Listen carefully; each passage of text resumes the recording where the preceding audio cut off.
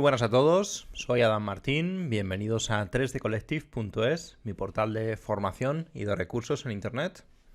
Hoy quiero hacer un pequeño experimento en el canal, quiero iniciar un nuevo tipo de vídeos, a ver qué os parece. Me gustaría, por supuesto, como este es un canal dedicado al aprendizaje y a compartir con la comunidad el conocimiento, me gustaría saber vuestra opinión. Lo que voy a hacer en estos nuevos tipos de vídeos es compartir mis experimentos o mi proceso de aprendizaje de una nueva herramienta que no domino a la perfección. Como ya sabréis, los que habéis visto varios de mis vídeos, normalmente me gusta ser muy riguroso cuando hago una explicación y por eso este canal pues siempre ha contenido vídeos donde pues tengo bastante conocimiento sobre la materia que estoy explicando. Eso me permite ser muy riguroso, bastante preciso y hacer una explicación completa de la temática que nos ocupa. Sin embargo, muchas veces, precisamente por no dominar al 100% una materia, pues no la he incluido dentro de este canal. Como ya os he comentado en muchas ocasiones, me apetece siempre pues que todo lo que publico en este canal sea muy riguroso y con un grado de conocimiento muy amplio. Sin embargo, pues bueno, esto significa hacer un pequeño sacrificio y es dejar fuera aquellas herramientas que domino solamente a nivel de usuario y no como un grado profesional. Muchos de vosotros me habéis pedido que haga vídeos sobre diferentes herramientas, pues como Phoenix FD, en este caso vamos a hablar de T-Flow, simulaciones de partículas, simuladores de fluidos, etc. Y bueno, son herramientas que aunque conozco y uso, digamos que a su mínima expresión, pues no me he atrevido hasta ahora a hacer vídeos al respecto por no ser herramientas que utilizo todos los días en mi desarrollo profesional. Sin embargo, creo que ya va siendo hora de incluir este pequeño contenido. Me gustaría dejar súper claro, y para eso le voy a dar un nuevo título a este tipo de vídeos que se va a llamar Descubriendo, en este caso, T-Flow. Quiero de esta manera separar en el canal aquellos vídeos que tienen un carácter profesional, aplicaciones que domino perfectamente y que he hecho un estudio muy meticuloso a lo largo de los años para entender su funcionamiento, y herramientas que estoy descubriendo, herramientas que estoy yo mismo aprendiendo cómo se usan. Y estos vídeos, por lo tanto, pues tendrán un carácter diferente. Lo que me gustaría conseguir con estos vídeos es también vuestra participación. Si sois unos expertos, por ejemplo, en T-Flow, pues me encantaría saber en los comentarios maneras para mejorar las cosas que vayamos haciendo durante los vídeos. Por supuesto, por mi naturaleza y por mi forma de ser, estos vídeos también los voy a hacer con unas características didácticas. Voy a intentar pues simplemente explicar el programa como si me lo estuviera explicando a mí mismo, para que así una persona que venga de nuevas pues también pueda extraer de estos vídeos el conocimiento que se pueda destilar de ellos. El objetivo principal es que lo pasemos bien. Como ya sabéis, pues a mí el 3D me apasiona y bueno, pues me encanta también jugar con este tipo de herramientas. Si estáis buscando un contenido más profesional sobre simulación de partículas, os puedo recomendar varios autores. Ahora mismo se me vienen a la mente Eloy Andaluz, que creo que tiene varios recursos formativos en español, así que para todos aquellos que estéis buscando formación en español puede ser una excelente opción. Es un profesional consagrado de la industria, lleva muchísimos años trabajando y tiene un dominio muy amplio de herramientas como por ejemplo Think and Particles, que se usa también en 3D Studio Max y que os puede resultar interesante si no queréis cambiar de plataforma. También se me ocurre como ejemplo Alan McKay, es también una persona bastante conocida en la industria por sus vídeos formativos, tiene incluso algunos cursos completos de forma gratuita disponibles en Internet. Como ya os digo, mi objetivo es simplemente disfrutar descubriendo una herramienta y pasármelo bien haciendo 3D. Y si de paso os puedo enseñar algo y podéis aprender alguna cosa conmigo, pues mejor que mejor. Para otro tipo de contenido os recomiendo estos autores y probablemente pues iréis descubriendo por vosotros mismos muchos más. He decidido comenzar con T-Flow porque me parece, bueno, pues es una herramienta que es relativamente nueva y ahora mismo está como un poco de moda, por así decirlo, porque acaba de salir hace poco y supone una revolución en lo que hasta ahora teníamos dentro de 3D Studio Max, y también porque me llama mucho la atención los sistemas para simular partículas y dinámicas. Es una cosa que siempre me ha gustado, aunque bueno, no me considero un experto, pero siempre pues me ha gustado probar las herramientas e intentar hacer cosas interesantes con ellas. T-Flow, para los que no lo sepáis, es un nuevo simulador de partículas y dinámicas que ahora mismo se encuentra en fase beta y es abierta a la beta, lo que significa que podemos descargarlo y probarlo 100% funcional de forma gratuita. Lo podréis encontrar en la página web de T-Flow. Si buscáis en Google T-Flow Download, os aparecerá directamente esta página. Cuando termine la fase abierta de beta, pues es presumible que lo que va a ocurrir es que entraremos en una fase de distribución, el software tendrá un coste y si querremos continuar usándolo, pues tendremos que abonar el coste de dicha licencia, que ya os adelanto que en mi caso, pues a menos que sea un precio desorbitado, pues pagaré con gusto porque me parece que T-Flow incorpora al ecosistema de 3D Studio Max un montón de herramientas súper interesantes para creación de efectos muy interesantes. T-Flow, según palabras del propio autor, y aquí no quiero que se me malinterprete, viene a sustituir lo que tiene 3D Studio Max de forma nativa para simular partículas, que muchos de vosotros ya conoceréis, es el sistema de Particle Flow. Es un sistema que lleva en 3D Studio Max, pues no sé exactamente cuánto, pero si no recuerdo mal, debe de hacer cerca de 10 años que este sistema se incorporó en 3D Studio Max. En su momento fue una auténtica revolución y nos permite crear con un sistema de eventos partículas. Sin embargo, quizás, según el autor, no ha recibido las actualizaciones necesarias y se ha quedado un poco obsoleto en comparación con otras herramientas como puedan ser, pues por ejemplo, Think and Particles, que es un titán de la industria y con el que se pueden hacer cosas absolutamente increíbles, y T-Flow viene a llenar ese hueco que queda entre medias entre Particle Flow y quizás herramientas más avanzadas. Me parece que su mayor potencial reside en que es muy fácil de utilizar, con una dinámica de uso muy sencilla y además es muy potente, muy flexible y muy rápido en los cálculos. Así que vamos a comenzar explorando un poco cómo funciona, os explicaré qué es T-Flow y cómo veo yo su funcionamiento y luego haremos una pequeña introducción a la filosofía de trabajo dentro de T-Flow y quizá más adelante empiece a sacar vídeos de pequeños ejercicios que se me ocurran que podemos ir haciendo. Si se os ocurren maneras más eficientes de hacer las cosas, os agradecería enormemente que me lo comentarais en la sección de comentarios. Como se trata de una sección nueva, me gustaría saber vuestra opinión. Si vemos que este tipo de contenido pues, os resulta interesante, lo seguiremos haciendo, y si me decís pues, que me siga concentrando en visualización arquitectónica, pues seguiré haciéndolo, ya que, bueno, pues aunque esto me gusta mucho, si nadie lo quiere ver, tampoco tiene mucho sentido. Bueno, lo primero que necesitamos es instalar la herramienta. Os vais a la página de T-Flow en la sección de Downloads y aquí, si utilizáis V-Ray Next, que espero que así sea porque nos facilita mucho la vida, pues nos instalamos esta versión. Si utilizáis versiones anteriores de V-Ray, os instaláis esta, y si utilizáis otro motor que no sea V-Ray, también os instaláis la de V-Ray Next. Se instala como cualquier plugin, se copia el DLO o el DLL, ahora no recuerdo cuál es, en la carpeta de plugins de 3D Studio Max y ya está. Una cosa muy interesante a la que tenemos acceso dentro de T-Flow es a la carpeta de ejemplos, que también os recomiendo que descarguéis, sobre todo si es la primera vez que utilizáis un sistema de simulación de partículas, ya que contiene un montón de ejemplos interesantes que nos permiten entender mejor cómo funciona esta herramienta y cómo afrontar algunos retos muy particulares. Ahora abriremos algunos a modo de mostrar qué es exactamente T-Flow y para qué lo podemos utilizar. Nos descargamos esta carpeta y aquí vienen un montón de archivos Max con diferentes posibles configuraciones. Cuando abramos 3D Studio Max, tras instalar este plugin, lo único que notaremos es que pues, dentro de la sección de Standard Primitives tenemos una nueva herramienta que se llama T-Flow. Además de esta herramienta de T-Flow, que es por así decirlo el icono principal de la herramienta y desde el que vamos a acceder a sus propiedades fundamentales, en otras partes de nuestro 3D Studio Max, como por ejemplo aquí en los ayudantes, tenemos otra serie de iconos de atajos para acceder a diferentes herramientas. Existe un script que os voy a compartir en la descripción del vídeo que se llama T-Home, que tiene o aúna en una sola casilla todos los diferentes botoncitos de T-Flow para que podamos acceder a ellos de una forma un poquito más rápida. Simplemente pues le damos clic y nos va creando los diferentes iconos correspondientes a las diferentes herramientas. Es una forma de tener centralizados todos los botones relacionados con T-Flow y no tener que ir pues cambiándonos de pestaña cuando necesitemos acceder a diferentes herramientas. Antes de comenzar, vamos a abrir algunas de las escenas que acompañan de forma gratuita el paquete y vamos a ver qué podemos hacer con esta herramienta. Voy a abrir algunos ejemplos al azar, por ejemplo, de los que vienen aquí en el paquete con el software.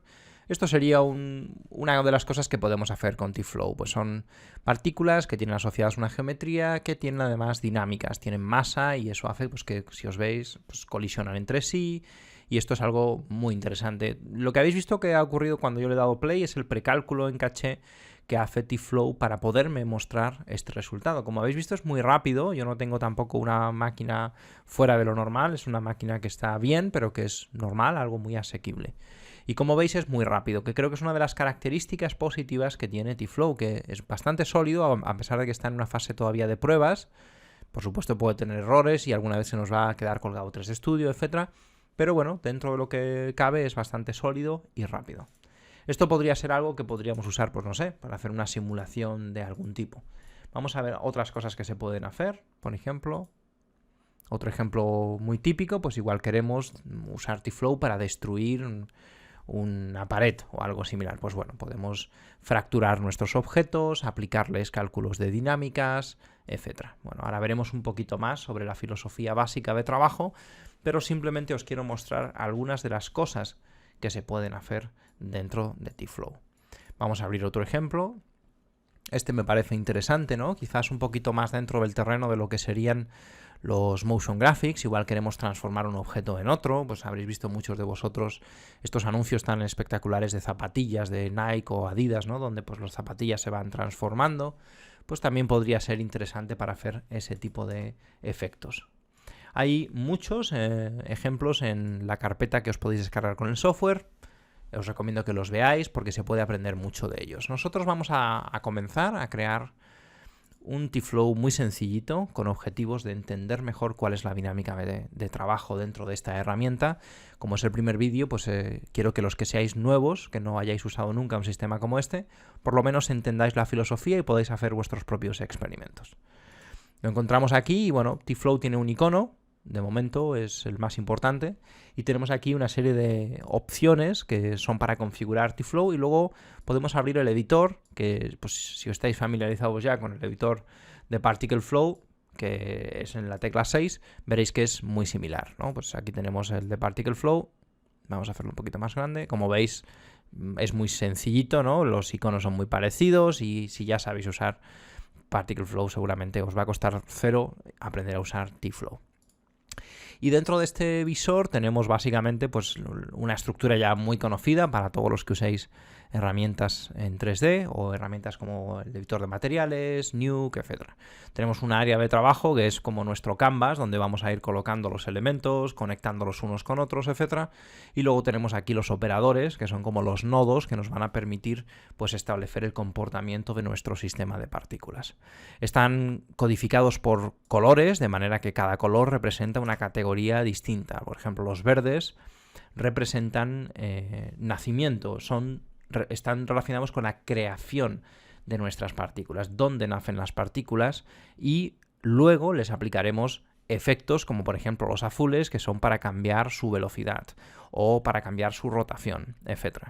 Tenemos algunos relacionados con la geometría, como fracturar la geometría, como darle una geometría asociada a las partículas. Tenemos otros como estos moraditos de aquí relacionados con las físicas. Tenemos otros como estos claritos de aquí relacionados con actores, que son, por ejemplo, objetos animados que nos pueden permitir simular multitudes. Tenemos luego como test, que serían para comprobar si alguna de estas condiciones se está dando y si es así podemos movernos al siguiente evento, etc. Bueno, esto os iréis familiarizando con ello poco a poco. Yo la verdad es que todavía a veces me cuesta encontrarlos porque llevo muy poquito tiempo usando la herramienta, pero cuando los uséis un rato veréis que es muy intuitivo y gracias a esta codificación por colores los vais a encontrar muy deprisa. He estado mirando bien el manual, es una cosa que siempre hago, yo sé que algunos de vosotros no lo hacéis, pero yo os recomiendo que lo miréis. TFlow tiene una muy buena documentación donde viene explicado pues, cada uno de los nodos con bastante precisión. Y bueno, lo más importante quizás, nada más empezar, es echarle un vistazo a algunas de las opciones. No creo que vayamos a utilizar ninguna de estas opciones porque para hacer pruebas es más que suficiente, pero sí que es interesante que leáis en el manual para qué sirven cada una de ellas, especialmente pues cómo darle mayor calidad a la simulación, porque a veces puede ocurrir que estemos haciendo simulaciones y necesitemos una cantidad de precisión muy grande. Igual los objetos se mueven muy deprisa y eso puede hacer que si no hay suficiente precisión los objetos atraviesen una colisión o algo similar. Para eso muchas veces necesitamos incrementar la precisión de nuestra simulación. Al hacerlo, por supuesto, ralentizamos considerablemente el cálculo que se hace en tiempo real durante los experimentos, y por eso lo ideal suele ser intentar trabajar con poca resolución para la previsualización, y cuando ya nos movemos a la etapa final donde queremos renderizar nuestra explosión o nuestras partículas, nos moveríamos a una calidad superior. Así que yo de momento lo voy a dejar en frame, que es que por cada frame se hace un step, que sería una simulación que nos va a valer bastante bien para casi todo lo que vamos a probar nosotros. Pero que sepáis que bueno, existe esta posibilidad, yo puedo añadirle mayor precisión a TFlow a costa de rendimiento. Luego tenemos aquí las opciones de caché, son interesantes, nos permiten indicarle al software que queremos que se almacene en memoria cuando le damos a play. Pensad que TFlow consume mucha memoria, porque especialmente si empezamos a trabajar con cantidades importantes de partículas, podemos llenar 64 o incluso yo tengo 128 gigas muy rápido. Así que si tenéis poquita memoria RAM, probablemente tendréis que desactivar algunas opciones de caché o incluso pues intentar reducir la cantidad de partículas para las pruebas y aumentarlas posteriormente, etc. Es una cosa que tenéis que mirar bastante bien, porque TFlow no tiene un aviso de oye, me estoy quedando sin memoria, y eso puede hacer que si consumimos toda la memoria el ordenador se quede un poquito colgado y puede ser problemático. Yo de momento voy bastante bien, especialmente para las cosas que vamos a hacer aquí, que son muy simplonas, porque tengo 128 gigas, pero si tenéis poquita memoria, tenedlo presente, puede ser problemático. Y luego tenemos, bueno, una cosa importante quizás relacionada con la filosofía de este sistema de partículas es que tenemos varios solvers, varios cálculos que se ejecutan de forma lineal, no se ejecutan en paralelo, sino que unos dependen de otros. Y bueno, el bin solver es el primero que se ejecuta, y luego tendríamos las físicas. Las físicas están relacionadas, pues, como chocan entre sí, por ejemplo, dos piezas de geometría, qué pasa cuando chocan, qué masa tienen, la fricción, etc. Mientras que el bin solver está más relacionado con las jerarquías que puede haber entre las diferentes partículas. Y esto puede hacer que, como son procesos que a veces deberían depender el uno del otro, pero se realizan primero uno y luego otro, puede haber algunos inconvenientes, ¿no? Si primero se calculan el bin solver y después esas partículas tienen asociada una geometría muy grande, pues pueden haber colisiones, por ejemplo, que no se estén teniendo en cuenta previamente, ¿no? Pues aquí podemos configurar también la precisión de estos solvers. No tengo suficiente experiencia como para poderos indicar qué es mejor manipular aquí, pero simplemente que sepáis que pudiera ser necesario en caso de que tengamos algunos problemas. Bueno, aquí tenemos un retimer, que es como su propio nombre indica, para cambiar el tiempo de una animación. Podemos hacer más rápido o más lento, ralentizar el tiempo, etc. Bueno, esto, según he investigado, está más relacionado con posibles problemas que pudieran ocurrir con otros scripts o plugins dentro de 3D Studio Max. La pestaña de debug, que puede ser útil para aquellas personas con mayor experiencia para intentar encontrar un problema puntual dentro de la simulación, la ayuda, actualizaciones, etc. Bueno, como veis, de momento lo vamos a dejar todo por defecto, pero pudiera ser interesante a veces hacer algunos cambios. De momento, los únicos que se me ocurren que pudiéramos necesitar nosotros es dentro de las físicas. Podría ser interesante para nosotros activar o desactivar la gravedad nativa que ya tiene incorporada el propio sistema y la colisión con la cota cero que ya tiene incorporada el propio sistema.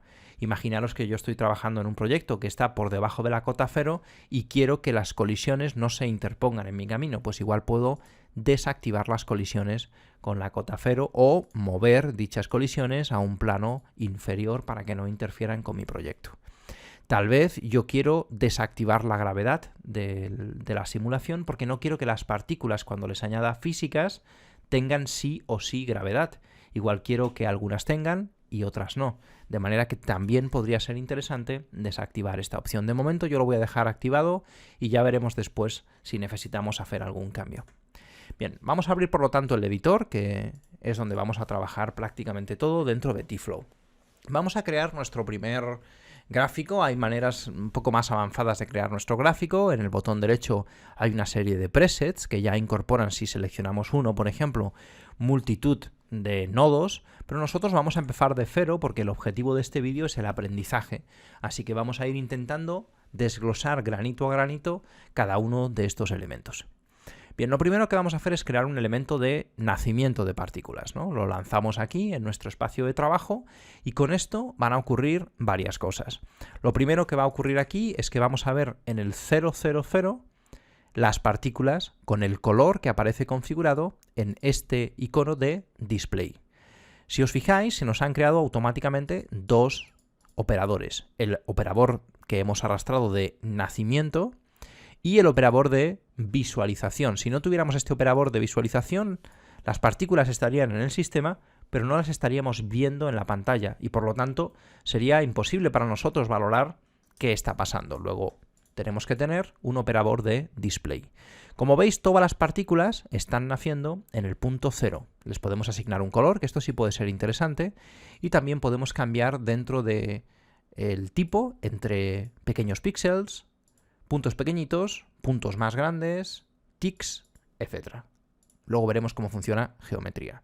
O incluso podemos poner, por ejemplo, sprites, que podemos poner un render, un pequeño elemento con transparencia, y siempre estaría mirando a la cámara, ¿no? Pues es esto que tenemos aquí. Da la sensación de que esta partícula pues tiene volumen, aunque en realidad es una foto, una textura, que está mirando siempre en la dirección de la cámara y cuando yo rota el sprite, generándome esta sensación de tridimensionalidad. Bueno, ya tenemos entonces nuestras partículas, las estamos visualizando con un color y ¿cuántas partículas tenemos? Pues esto lo hemos configurado, o por defecto viene configurado, con estas propiedades que tenemos aquí.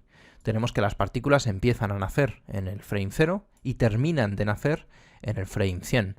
Y en total se generan 200 partículas, lo cual nos da a entender que pues hay 2 partículas por frame. Pero si nosotros vamos avanzando, no vemos aquí más partículas porque todas están ocupando exactamente la misma posición, están unas encima de las otras. Luego, aunque ya tenemos partículas naciendo en nuestro sistema, pues esto nos sirve de bien poco, la verdad. ¿Qué podríamos hacer entonces ahora? Pues igual podríamos a estas partículas darles, imaginaros, una velocidad inicial. Podemos entonces buscar dentro de estos operadores que tenemos aquí alguno de velocidad. Esto lo podemos hacer buscando directamente aquí. Con la tecla V, por ejemplo, podemos intentar descubrir si hay alguno que se llame velocity. Si damos aquí con tabulador en el espacio de trabajo, también podemos buscar, por ejemplo, en este caso se llama speed. Y una manera interesante a la hora de trabajar es utilizar este tabulador. Pero tenemos que tener en cuenta qué pasa si, por ejemplo, yo tengo el ratón aquí, pulso tabulador y pongo speed. Y hago doble clic, se me va a crear un nuevo evento. Fijaros, esto es un evento y esto es otro evento distinto. Y yo lo que quiero es que este speed esté dentro del primer evento, que es el que estoy utilizando para generar mis partículas. Luego tengo que colocar el ratón donde quiero crear este nodo y darle al tabulador. Fijaros que dependiendo de dónde coloco el ratón, me aparece una raya de un color rojo o una raya de un color verde. El color verde implica que lo voy a conectar entre medias de estos dos operadores y el color rojo que voy a sustituir este operador por otro nuevo. Por ejemplo, si pongo aquí ahora este, ¿veis? He borrado el operador anterior y he creado uno nuevo. Luego es importante que nos pongamos entre medias aquí y pongamos speed. El orden de estos factores puede ser importante, ya que se van ejecutando dentro de cada evento de arriba a abajo. Primero nacen las partículas y luego les aplicamos una velocidad aleatoria en 3 dimensiones. De manera que si yo ahora le doy play a esto, ahora sí que puedo ver cómo las partículas tienen una velocidad aleatoria en 3 dimensiones. Puedo activar o desactivar este operador haciendo clic sobre él, por ejemplo, sobre su dibujito, y entonces veis que sin este operador de velocidad las partículas están siempre en la misma posición. Bueno, esto ya puede ser interesante. Fijaros que la velocidad ahora mismo, como no hay gravedad en este sistema, porque la gravedad que tenemos puesta en nuestro T-Flow es para las físicas, y ahora de momento tenemos partículas, que esto es muy importante diferenciarlo. Las partículas son puntos en el espacio que tienen una posición y un vector de trayectoria, hacia dónde van, qué velocidad tienen, etc. Pero no tienen masa, no tienen colisiones, son simplemente puntos en el espacio. Vamos a empezar de esta manera y luego les añadiremos esta masa, estas colisiones, para entender la diferencia entre estos dos sistemas. Otra cosa que puede ser interesante para nosotros es decir, yo no quiero que esto nazca en todas direcciones. Bueno, pues quizás puedo hacer que las partículas nazcan en una dirección muy particular, por ejemplo, en X. Y entonces las partículas nacen en este punto y se les aplica una velocidad, en este caso de 2,54 centímetros, en la dirección que he establecido aquí en X, que puede ser en la otra dirección, ¿no? Imaginaros que, por ejemplo, lo quiero hacer en Z para que vayan hacia arriba. Si os fijáis, la velocidad es diferente para algunas partículas. Esto es porque por defecto tenemos un 15% de variación en la velocidad. Si ponemos 0, la velocidad es constante, tenemos 2,54 y siempre todas las partículas se les aplica la misma velocidad. Es un poco artificial, pero podría ser interesante para algunos casos en particular. Es importante que tengamos en cuenta que esto no tiene una aceleración, esta velocidad es constante, siempre van a tener la misma velocidad. Bien, vamos a ver ahora, por ejemplo, qué más podemos hacer con este sistema. En lugar de utilizar un sistema donde todas las partículas nazcan en la misma dirección, podemos añadir, por ejemplo, un divergence de 5%. ¿Qué significa? Que no todas las partículas van a salir hacia arriba. Si ponemos, por ejemplo, 45, vais a ver que se forma un ángulo de 45 grados, ¿no?, donde nacen las partículas. Y esto podría ser interesante, pues no sé, igual podemos hacer una fuente con este tipo de sistemas. ¿Veis? Ahora ya tenemos algo un poquito más interesante. Las partículas nacen de una posición en concreto y se lanzan hacia arriba. Muy sencillo, pero ya nos está permitiendo comprender un poquito cómo funcionan estos sistemas. Otra cosa muy habitual es decir, bueno, pues quizás yo quiero que estas partículas, en lugar de nacer aquí en el 0, 0, 0, yo prefiero que nazcan en un punto muy concreto. Yo quiero poder mover estas partículas y ponerlas en el grifo o ponerlas en una posición muy particular.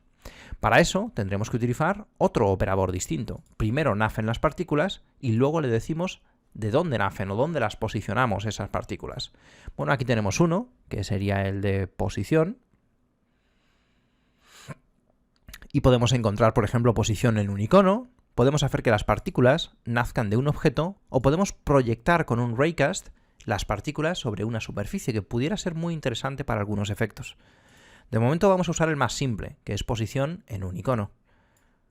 Lo colocamos aquí y de momento no hay ningún icono asociado porque no hemos creado un icono de TFlow. Este icono lo podemos crear con el script que os comenté antes, por ejemplo, aquí simplemente lo podríamos crear, o dentro del propio operador, si os fijáis, aquí pone Create New. Le damos a Create New y se nos crea un nuevo icono y a partir de ahora las partículas van a nacer en este icono en lugar de nacer en el eje, en la posición 0, 0, 0. Sin embargo, fijaros que aunque este icono tiene una flecha indicando en esta dirección, las partículas siguen naciendo hacia arriba. Y esto es porque en Speed tenemos configurado que esto sea en Z, sin más. Podemos, por ejemplo, decirle que sea en la trayectoria de nuestro icono, en la flecha de nuestro icono. Pero cuando hacemos esto, tenemos que indicar con pick qué icono es el que vamos a usar. Y ahora ya tenemos un sistema de partículas que nosotros podríamos rotar, por ejemplo, y entonces estas partículas las podríamos controlar un poquito más. Podríamos hacer que nacieran en una dirección más específica. Vamos a colocar de momento este sistema de partículas apuntando quizás una cosa así, ¿no? Más o menos esto puede ser interesante. Vamos a controlar el tamaño de este pequeño icono. Vamos a hacerlo más pequeñito para que sea pues como una fuente, ¿no? Como algo así. Puede ser rectangular, puede ser también del tipo círculo. Podemos darle forma a este icono. En este caso, pues no importa mucho, pero podría ser interesante. Fijaros que si yo le quito la velocidad a estas partículas, todas nacen y se quedan en el icono. Van naciendo y se van quedando aleatoriamente en la posición de este icono. Esto estoy siendo muy lento en explicarlo, pero creo que es importante porque es la filosofía esencial. Una vez que comprendáis esto, pues ya todo va a depender de cómo de diestros seáis encontrando una combinación más o menos interesante de operadores. Bien, ahora imaginaros que quiero que esto tenga un comportamiento que parezca un poquito más creíble. Quizás quiero dar la sensación de que aquí hay una masa, ¿no? Y puedo, por lo tanto, añadirle quizás gravedad a estas partículas, ¿no? Ahora mismo simplemente se lanzan y es como si estuvieran en el espacio, ¿no? Pues no se ven frenadas por absolutamente nada. Una cosa que podríamos hacer es añadirle una fuerza de gravedad. Aquí tenemos un parámetro que son fuerzas, lo vamos a conectar. y vamos a decirle qué tipo de fuerzas queremos utilizar. Podríamos utilizar el sistema de fuerzas que tenemos aquí dentro de 3D Studio Max. En Forces podríamos crear gravedad, podríamos crear un viento, un drag y lo podríamos añadir aquí perfectamente. Pero el operador de fuerza tiene integrados en sí mismos una gravedad, que es interesante, y un sistema de viento, que también pudiera ser interesante. Vamos a asignarle primero gravedad. En este caso, si ponemos valores positivos, lo que vamos a hacer es que vamos a añadir una gravedad que va hacia arriba. Por lo tanto, tendremos que poner valores negativos. Llegados a este punto, podría ser interesante que trabajáramos con algún tipo de referencia de escala, porque ahora mismo pues, puede ser un poco complicado, ¿no? Vamos a crear aquí lo que simularía quizás una persona de un 80, que sería como esta cajita. De manera que podemos ahora, con un poquito más de precisión, definir la escala y los valores de estas fuerzas con las que estamos trabajando. Vamos a ver, por ejemplo, vamos a ponerle valores un poquito más pequeños. Menos 0,1, por ejemplo. ¿No? Entonces aquí tenemos este efecto, las partículas salen de nuestro icono, tienen una velocidad la que sea, pero como se les está aplicando una fuerza de gravedad constantemente, pues van perdiendo velocidad hasta que al final la gravedad pues hace que caigan hacia abajo. Muy interesante. Si yo ahora voy subiendo la velocidad, por ejemplo, voy modificando esta velocidad, pues haré que las partículas puedan llegar más alto antes de caer por el efecto de la gravedad. Bueno, esto es muy sencillo, pero ya veis cómo funciona, ¿no? Vamos a hacer una especie de fuente o algo así, no sé, vamos a hacer que suba un poquito más. Ahí me pasé. Una cosa así tal vez puede ser lo que estamos buscando, ¿no? ¿Veis? Aquí tenemos pues nuestras partículas que salen a una velocidad considerable y luego gracias a la gravedad pues terminan cayendo. Vamos también a añadir un poquito más de tiempo para que podamos pues visualizar más frames y hacer cosas un poco más complejas. Bien, imaginaros que yo ahora digo, vale, esto me parece interesante, pero quiero que estas partículas cuando toquen este suelo reboten o se queden allí como estancadas, ¿no? Como si hubiera un suelo que las estuviera parando. Ahora mismo, si os fijáis, las partículas atraviesan nuestro suelo. Otra cosa que pasa es que como acabo de añadir más tiempo y sin embargo el operador de nacimiento sigue estando configurado de 0 a 100, si os fijáis, cuando llegamos al frame 100 ya no nacen más partículas de este icono. Si quiero alterar esta situación, puedo decirle, mira, yo quiero que estés emitiendo partículas hasta el frame 500, por ejemplo. De manera que ahora voy a crear un total de 200 partículas, pero distribuidas en 500 frames. Luego va a haber muchas menos partículas por cada frame. ¿Veis? Ahora se siguen emitiendo después de 100, pero hay muchas menos. Podemos decirle, por ejemplo, que por cada frame se emitan, pues no sé, vamos a ponerle, sí, 60 partículas, una cosa así. Y entonces, ¿veis? Tenemos un efecto pues con un montón de partículas. Vamos a empezar a jugar con esto para añadirle algunas variaciones. Fijaros, por ejemplo, que como ahora mismo las partículas tienen nada más que una pequeña variación en su velocidad, casi todas se ven afectadas por la gravedad de la misma manera y esto genera un efecto que quizás pues, es un poquito artificial, ¿no? Vamos a empezar a añadirle un poco de aleatoriedad a este sistema. Por ejemplo, vamos a añadirle aquí un 10% de variación en la velocidad y esto hará que algunas partículas caigan antes y otras caigan después, porque unas irán más rápido y otras irán más despacio.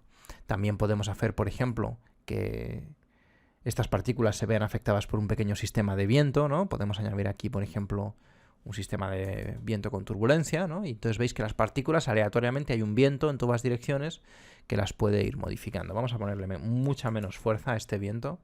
Simplemente queremos que añada pues esta sensación de aleatoriedad. Fijaros que ya estoy empezando a crear bastantes partículas y bueno, a mi máquina va bastante bien, pero no os paséis porque podría daros problemas. Y hemos dicho que lo que queremos hacer es que estas partículas, por ejemplo, para seguir continuando con la dinámica de trabajo, imaginaros que yo quiero crear aquí un sistema que sea pues un suelo, vamos a crearlo, este va a ser mi suelo y quiero que cuando las partículas choquen contra este suelo, desaparezcan. No quiero que se sigan calculando. Esto me permite mostraros pues, cómo funciona este sistema de eventos en TFlow. Lo que queremos, por lo tanto, es añadir una condición. Quiero que cuando las partículas colisionen, veis que las condiciones son las amarillas, y ahora las vamos a poner aquí, cuando colisionen con este objeto, ahora mismo no está pasando nada, ahora mismo simplemente están chocando con el objeto y como tenemos puesto un sistema con un poquito de viento, ¿veis? Las partículas seguirán moviéndose ligeramente, pero básicamente pues se van apelotonando en el centro. Es importante en este sentido que veáis que las partículas no chocan entre sí. Las partículas, fijaros, el punto medio de esta esfera es una partícula que no tiene volumen, no tiene masa, que está justo encima de nuestro plano. Y chocan entre ellas, no tienen asociadas una geometría, simplemente son partículas, no tienen masa ni físicas todavía. Esto es importante que lo tengamos presente.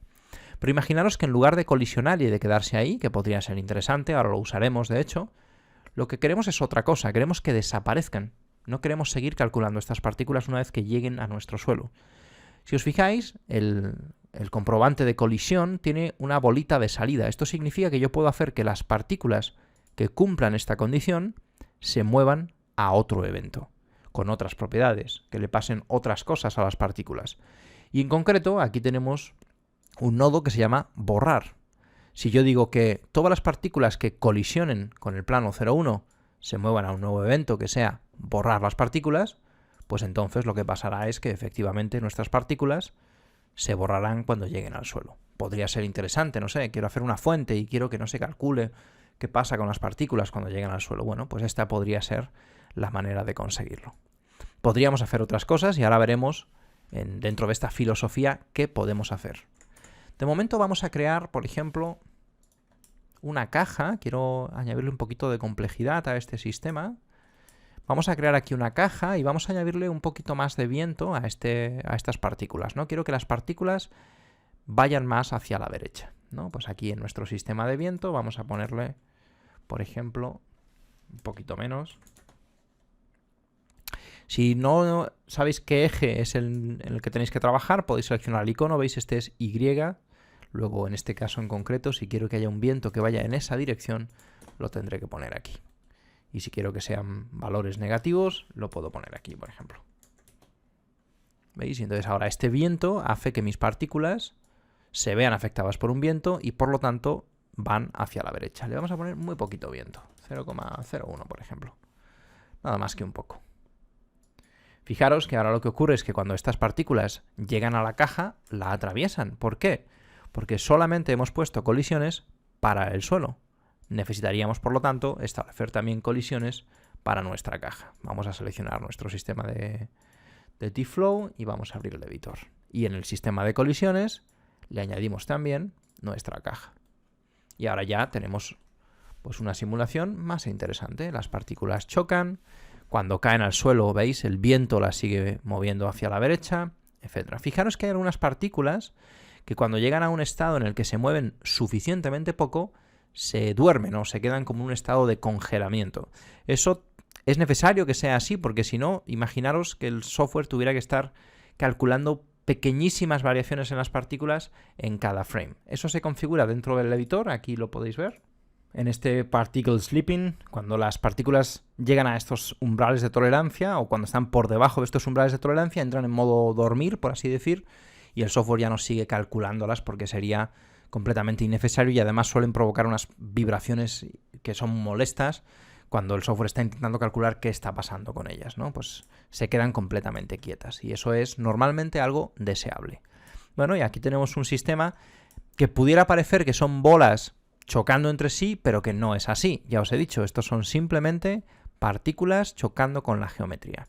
Para que podáis entender mejor este concepto, vamos a abrir nuestro editor y vamos a reducir significativamente la cantidad de partículas porque lo que vamos a hacer ahora es que les vamos a añadir dinámicas.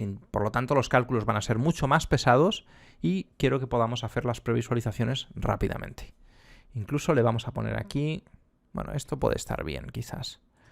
Bien, en lugar de utilizar como modo de display un sprite que es una esfera, vamos a utilizar en este caso píxeles, ¿no? Estas son nuestras partículas súper pequeñitas, no ocupan un espacio, por así decirlo, pero están chocando con varias cosas. Yo tengo la posibilidad, si quiero, de crear, por ejemplo, una geometría que se ponga en la posición donde están estas partículas. Las partículas son solamente, por así decirlo, puntos en movimiento, que pueden chocar, etc. Pero no chocan entre ellos, no choca el volumen de la partícula, no tiene ningún volumen. Sin embargo, si yo les asigno, por ejemplo, una forma, vamos a poner por caso que les asigno una forma de tipo tridimensional y vamos a poner que sean cubos, por ejemplo, ahora mismo no estoy visualizando los cubos que están asociados a cada una de estas partículas porque en el modo display sigo con puntos largos.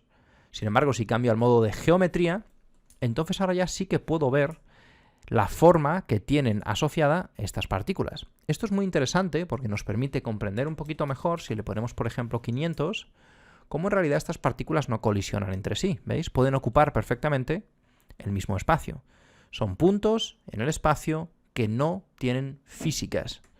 Y el siguiente paso que podemos intentar afrontar es decir, oye, sí, yo quiero que sí que tengan físicas, y sí quiero que cada uno de estos cubos tenga una masa y de acuerdo a su geometría tenga una colisión con los otros cubos, etc. Esto es una de las cosas que más me gustan de TFlow y es que incorpora los dos solvers de forma unificada y funcionan muy bien entre sí. Vamos a reducir primero la cantidad de partículas considerablemente. Le vamos a poner, qué sé yo, 50 partículas, una cosa así. Vamos a darles quizá un poquitín más de velocidad, una cosa así. Para conseguir que esto tenga físicas, lo único que tenemos que hacer es, en este caso en particular, añadir un solver de físicas. Cuando hacemos esto, es importante que tengamos en cuenta lo que está pasando aquí.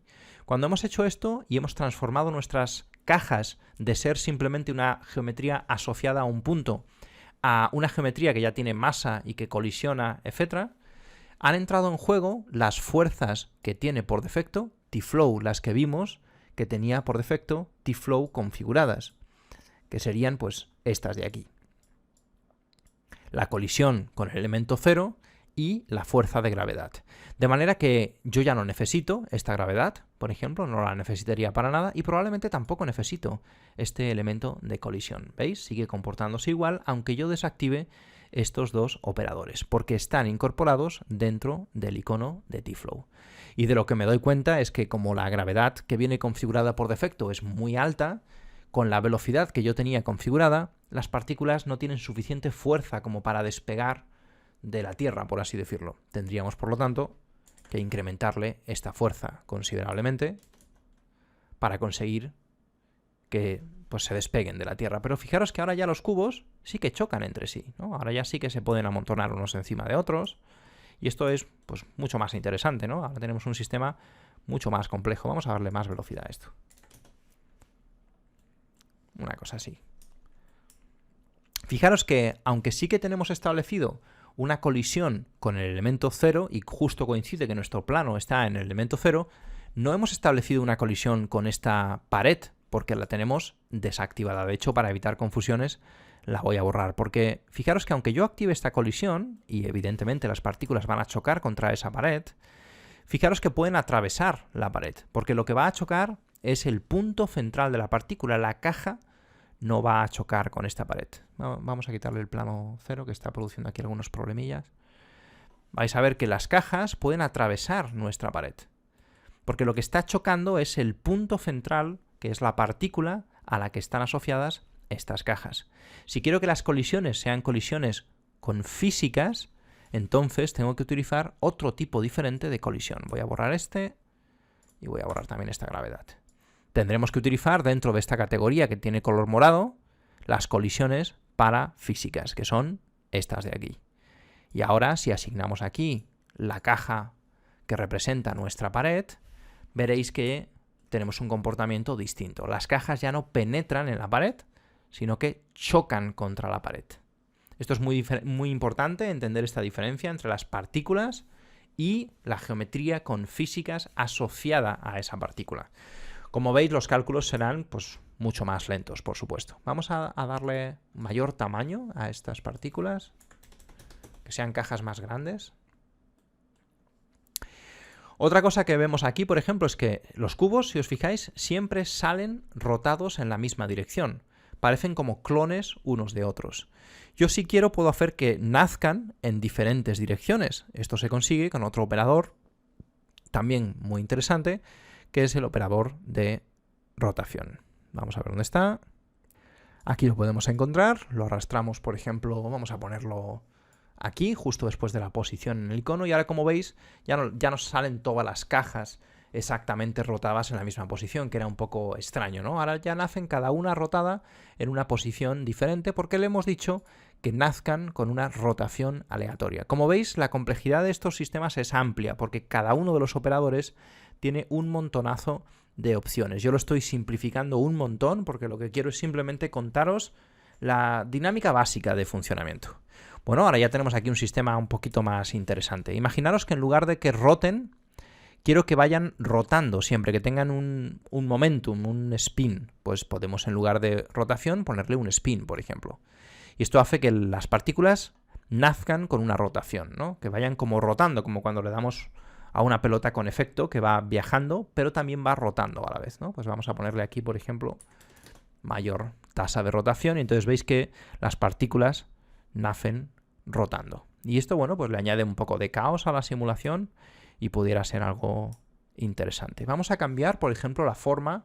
Vamos a cambiar de cubos, no sé, a cilindros, por ejemplo. ¿Veis? Entonces, pues se lanzan esta especie de pastillas. Y lo bueno es que pues tienen dinámicas, colisionan perfectamente.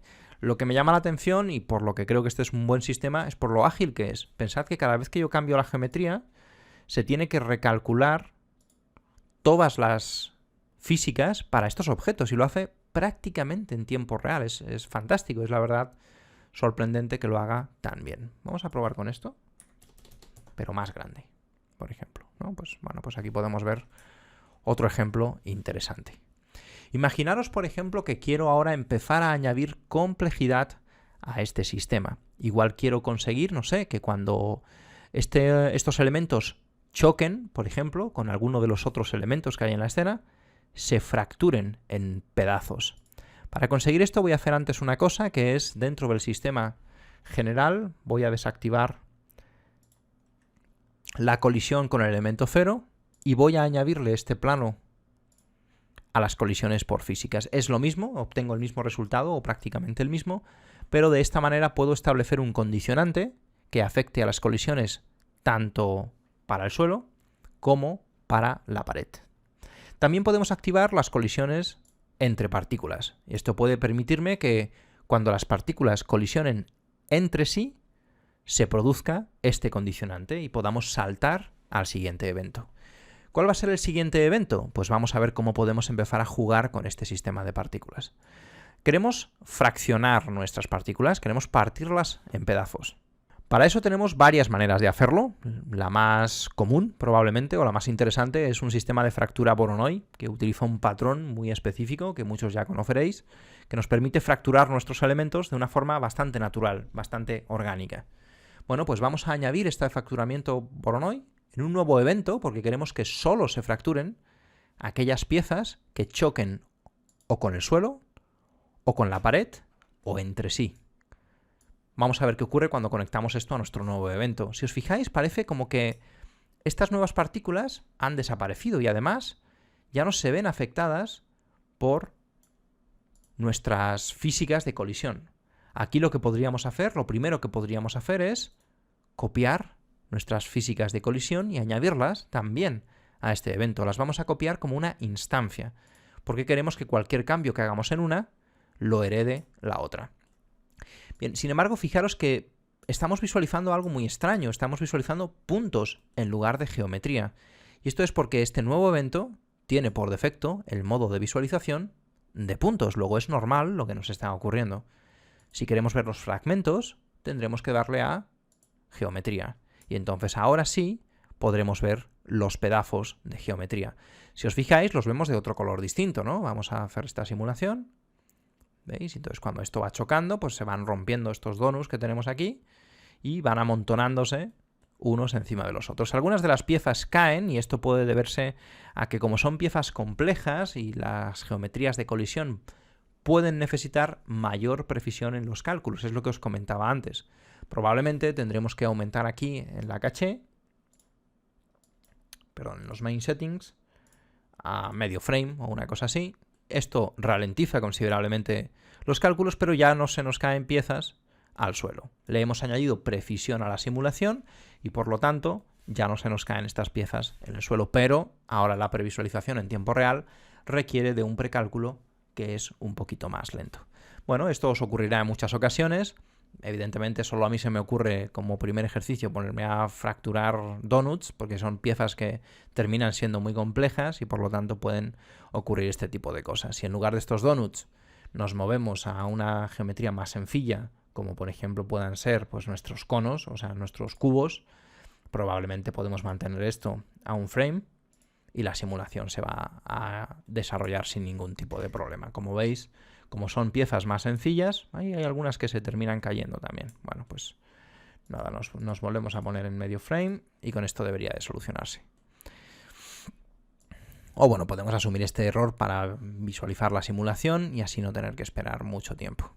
Bueno, como veis ya vamos haciendo cosas interesantes, hemos aprendido cómo funcionan algunos de los operadores y hemos aprendido cómo funciona el sistema de eventos. Yo básicamente lo que voy a hacer ahora para este primer ejercicio con vosotros es crear múltiples eventos según se nos vayan ocurriendo y vamos a ir haciendo nuestras partículas que vayan pasando por diferentes acontecimientos a ver qué podemos hacer con ellas, ¿no?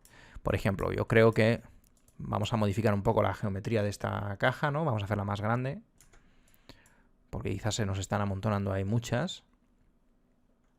Aquí si os fijáis, cuando se está calculando, podemos pausar el cálculo con escape o podemos cancelarlo con Shift Escape, ¿no? En este caso yo le voy a dar a escape y lo voy a cancelar y además veréis aquí una indicación visual en vuestro área de trabajo, que es esta rayita verde, esta amarilla, y os pone que la simulación está pausada y que cuando movamos el slider se reanudará la simulación con normalidad.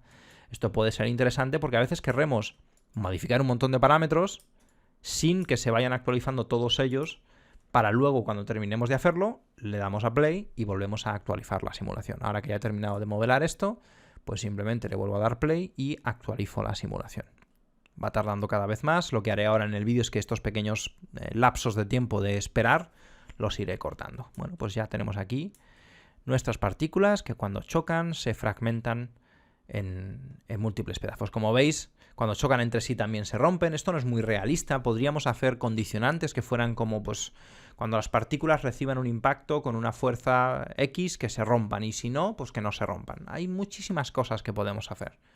Pero de momento vamos a mantenerlo simple. Vamos a ponerle quizás un total de 25 cubos. No necesitamos tantos para hacer este ejemplo. Con 25 creo que van a ser suficientes.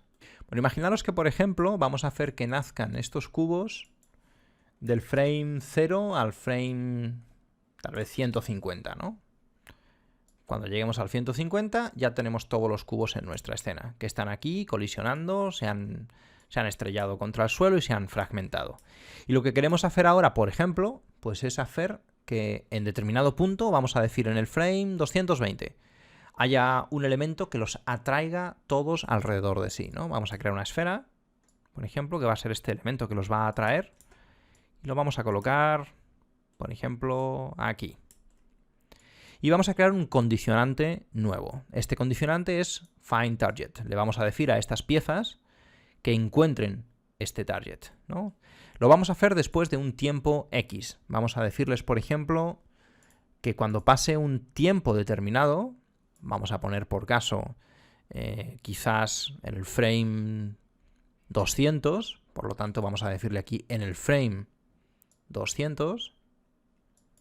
Fijaros que en lugar del frame podemos decirle cuando las partículas estén en este particular evento 30 frames, o sea, ¿qué representa este evento? Las partículas que ya han chocado. Podríamos hacer que cuando las partículas que ya han chocado y por lo tanto se han roto lleven 30 frames rotas, pasen al siguiente evento. O podríamos hacer que todas las partículas que estén en este evento, independientemente de cuánto tiempo lleven en él, en el frame 200 se muevan al siguiente evento. Como veis, es un sistema muy interesante que nos permite hacer cosas bastante complejas. Vamos a hacer entonces ahora que pasen al siguiente evento, que consiste en buscar un target. El target en este caso va a ser esta esfera. Y vamos a ver qué pasa cuando simulamos esto que estamos haciendo. Bueno, lo que pasa es que cuando entran en este evento, nuestras partículas se caen hacia abajo. Y esto es por varias razones. Primero, porque no tenemos el sistema de colisiones. Vamos a copiarlo, por lo tanto, y vamos a pegarlo como instancia.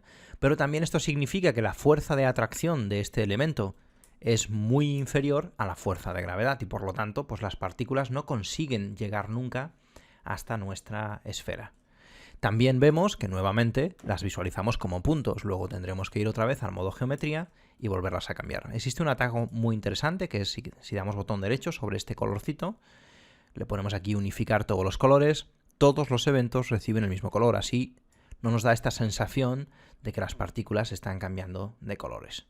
¿Cómo incrementamos la fuerza de atracción? Pues muy sencillo, aquí simplemente vamos a incrementar la velocidad de atracción. Vamos a poner una barbaridad, queremos que se vean increíblemente atraídas por este nuevo elemento, por esta esfera, y que se vayan a enganchar todas a ella. Fijaros una cosa interesante que ocurre aquí, y es que nuestras partículas, como chocan entre sí, pues van a buscar nuestra esfera, ¿no? Vamos a ver cómo es la simulación.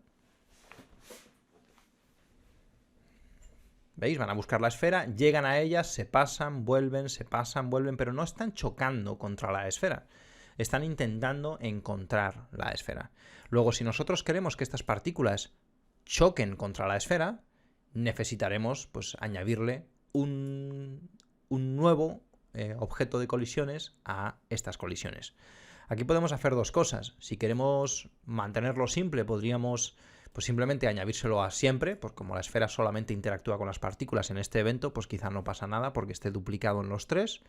O podríamos quitarle la característica de instancia a este de aquí y añadirle los tres que no estuvieran presentes en los otros dos. Fijaros que ahora las partículas ya no pueden atravesar nuestra esfera. Ahora se van a quedar amontonadas, ¿veis?, alrededor de nuestra esfera. ¿Veis? No pueden atravesarla, sino que cuando llegan a la superficie colisionan con la esfera y se van amontonando a su alrededor. Hay muchas cosas que podemos hacer con este Find Target. Podemos, por ejemplo, hacer que haya una variación cuando estamos llegando cerca de la esfera, por ejemplo. No sé, podemos poner, qué sé yo, vamos a ponerle que se vayan poniendo más lentas. Podemos hacer un montón de cosas en cada uno de los operadores. Yo no puedo cubrirlo todo, entre otras cosas porque no domino todos los conceptos, pero la idea general que quiero que entendáis es que vamos añadiendo operadores en eventos y vamos haciendo que las partículas salten de un evento a otro para conseguir que hagan lo que nosotros queremos. Vale, imaginaros que llegamos a este punto. Estamos en el frame 300 o 290 y lo que queremos ahora es que en el frame 290 este conjunto de partículas que se han acumulado en la parte de arriba caigan al suelo. Bueno, pues podríamos decirle time test. Cuando lleguemos al frame 290 voy a pausar la simulación. Cuando lleguemos aquí al frame 290, fijaros que por defecto viene una pequeña variación, luego significa que habrá algunas partículas que en el 293 se activarán y otras en el 287. En este caso me interesa que sean todas a la vez. A veces puede ser interesante, quizás aquí, ¿no?, que haya una variación de 10 frames, algunas partículas se activarán antes que otras y esto puede dar resultados interesantes. ¿Y qué pasa cuando llegamos a este nuevo evento? Pues, por ejemplo, podemos hacer que las partículas, vamos a ponerle simplemente un display para ver qué pasa con ellas antes de nada. Vamos a poner aquí un display. Por supuesto necesitaremos estas colisiones, ¿no?, porque queremos que también choquen contra el suelo cuando lleguen a él. Y les vamos a poner aquí en modo de visualización geometría, ¿no?, y vamos a volver a simular nuestras partículas. Fijaros que es lo interesante que tiene este sistema es que nos permite combinar las partículas con sistemas físicos, con dinámicas, y funciona bastante bien y es bastante intuitivo, en mi opinión, no necesita un aprendizaje muy complejo. Bueno, pues como veis, algo ha pasado aquí, que nuestras partículas no están chocando contra el suelo. Vamos a ver qué puede estar ocurriendo. Tal vez es por la colisión que le hemos añadido con este suelo. Lo que voy a hacer es que voy a quitar el suelo, vamos a quitárselo de aquí, a todos los sistemas de colisión, y en su lugar vamos a activar la colisión con el plano 0, que acordaros lo habíamos desactivado antes en nuestro icono, así que tenemos que volver a activarlo y esto en principio debería de solucionar el problema. Vamos a repetir la simulación y ahora cuando las partículas se suelten, por así decirlo, de aquí arriba, pues caerán al suelo y se estrellarán en esta nueva posición. Voy a hacer un poquito más grande este elemento, ¿no?, como para que tengamos un poquito más de espacio, por si acaso las partículas en algún momento se salen de este plano de colisión. Y una cosa que podemos hacer aquí ya para cerrar, ya casi llevamos una hora de vídeo y creo que los conceptos esenciales se han entendido. Si quieres que veamos ejemplos más prácticos, decídmelo en los comentarios. Esto es una prueba para ver si os gusta el contenido y solamente quiero que entendáis la filosofía. Lo que vamos a hacer ahora es, ya para finalizar, vamos a crear un nuevo evento. En este caso lo que vamos a hacer es que vamos a añadirle a estas partículas que se han amontonado, por así decirlo, vamos a hacer que se queden pegadas para que cuando esto caiga al suelo, en lugar de dividirse en las partículas, bote o se comporte como si fuera una geometría sólida, ¿no? Pegada unas piezas con las otras. Esto se hace con unas propiedades que están aquí, que son Physics Beans, que nos pueden permitir hacer cosas muy interesantes. No sé, queremos destruir un muro y queremos que los ladrillos, en lugar de caerse uno a uno, que nunca pasa así en la vida real, pues haya como conjuntos, grupos de ladrillos que se van desprendiendo de la pared, etc. Y que las físicas, pues, hagan que sean más fuertes las uniones entre algunos grupos que entre otros, ¿no? Y esto da una sensación más realista a la hora de romper cosas, sobre todo. En este caso lo vamos a utilizar pues simplemente para continuar con este ejemplo, y lo que vamos a hacer aquí es que vamos a unir todas las partículas. Por defecto viene el bint tipo pegamento, ¿no? Y ya con esto es suficiente. Luego, más adelante, si os interesa, veremos otros casos donde podemos utilizar otros tipos de bints, ¿no? Pero este pues es muy sencillito porque simplemente nos pega las partículas unas con otras, ¿no? Y vamos a repasar un poco lo que tenemos aquí, ¿veis? Y entonces ahora pues las partículas caen al suelo y ya para finalizar vamos a decirle que, pues yo qué sé, en el frame 400, con otro time test, en el frame 400, por ejemplo, se rompa este bint que tienen las partículas. Vamos a ponerlo como geometría también. Y esto pues debería hacer que a partir del frame 400 este grupo de partículas que hasta ahora estaba funcionando como un conjunto se rompa y vuelvan a ser partículas, o en este caso, mejor dicho, geometrías individuales. Vamos a ver si funciona. Cuando llegamos a cierto punto, al frame 400, pues nuevamente nuestros trozos se comportan como individuales. Bueno, pues este es un ejemplo muy simple, pero creo que muestra bastante bien la filosofía de este sistema de partículas. Es una introducción. Como os digo, el objetivo es que entendamos cómo funciona y que vayamos descubriendo juntos qué potencial tiene esta aplicación. Si os ha gustado este contenido, os parece interesante TFlow y queréis que profundicemos más en ejercicios más prácticos, dejármelo saber en los comentarios y prepararé nuevos vídeos. Para completar esta introducción ya solo nos faltaría aprender cómo podemos renderizar estas partículas. Para hacerlo rápidamente voy a sustituir este plano que tenemos aquí por un V-Ray Plane, para que tengamos un plano infinito en nuestro proyecto. Vamos a utilizar V-Ray Plane, lo ponemos aquí, le vamos a asignar un material muy sencillo de V-Ray, un material gris, tanto a nuestro plano infinito como a nuestro muro. Y para iluminar vamos a utilizar, por ejemplo, un V-Ray DOM con uno de los HDRs de 3D Collective. Seleccionamos aquí V-Ray HDRI y cargamos un HDR. Más que nada porque es una forma muy sencilla de iluminar nuestro proyecto, muy rápida. En esta ocasión he cargado uno de los HDRs nuevos que estoy haciendo, que muy pronto estarán disponibles en el portal de 3D Collective. Vamos a decirle que nos bloquee el HDR al icono. En este caso he intentado que la mayoría de los HDRs del nuevo pack tengan un multiplicador de 1 para simplificarle a los usuarios un poquito más el uso. Hasta ahora pues ya sabéis, los que los usáis, que teníamos un multiplicador variable. A veces es imprescindible que haya un pequeño multiplicador debido a la naturaleza del cielo y del sol que hay en ese momento, pero siempre que ha sido posible los he mantenido para este nuevo pack en 1 para simplificaros un poquito más la tarea. Bueno, aquí tenemos uno de atardecer, vamos a ver cuál sería el resultado. No creo que sea necesario repasarlo, pero ya sabéis que sin tone mapping nuestro render lineal siempre tiene un aspecto inapropiado que podemos considerar incorrecto. Vamos a mover esto un poquito, ¿no? Para ver si conseguimos pues que esto le incida. Es un atardecer, como veis, con muy atardecer, con estos colores anaranjados, y muy importante para tener una buena representación fotográfica más parecida a la que estamos acostumbrados a ver. Necesitamos la combinación de una compresión del rango dinámico y alguna forma de añadir contraste. Esto se puede hacer, ya os lo he dicho 1000 veces, con curvas, con los LUTs que yo tengo. Lo podremos hacer con un sistema de ocio, con perfiles de color. Hay miles de maneras de hacerlo. Yo utilizo los LUTs, que son muy fáciles de usar y que se pueden utilizar en cualquier plataforma, lo cual nos permite estandarizar nuestros resultados. Y con esto ya podemos ajustar nuestra exposición para tener una representación bastante acertada de cómo se vería este escenario iluminado en estas características, en estas condiciones de iluminación.